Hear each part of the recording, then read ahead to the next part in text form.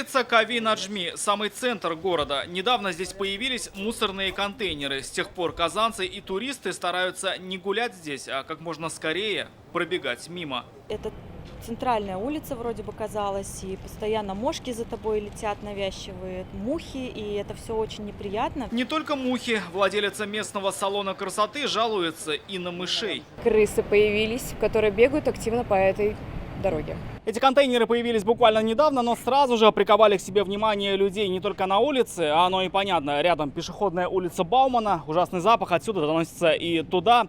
Привлекла на внимание и в интернете, потому что жалоба о ней появилась в народном контроле. Эту проблему сегодня подняли на заседании штаба Госкомитета по тарифам. Варианты решения – смена локации контейнеров, ужесточение контроля над ресторанами, которые выбрасывают пищевые отходы. До сих пор мира не принят.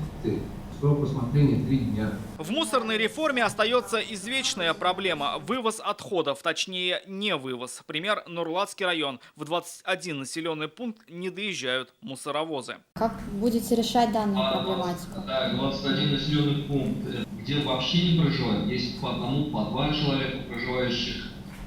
Но некоторые, может быть, просто зарегистрированы там, все проживают в городе. Такие же проблемы в Тукаевском и в Мензелинском районах. Регоператоры уверяют, если нужно, то они вывозят мусор. С руководителями сельских поселений по заявке машины направляются туда. Однако здесь возникает другая проблема. Чем больше мусора вывозится на полигоны, тем быстрее они заполняются. Сейчас у нас по 18 полигонов в 2021 году и в западной, и в восточной зоне. А вот 2022-2023 год у нас остается всего 5 полигонов в западной зоне и 11 полигонов в восточной зоне. То есть всего будет на территории Татарстана 16 полигонов. Впрочем, как заметили здесь, это не должно сказаться на ситуации. Пока будут закрываться одни, должны открываться другие. В принципе, в территориальной схеме это уже все есть.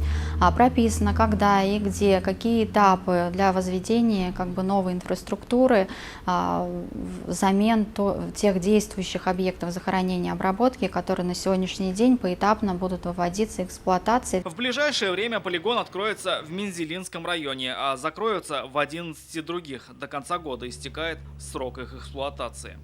Рамиль Шайдуллин, Ильнар Хузяхметов, ТНВ, Казань.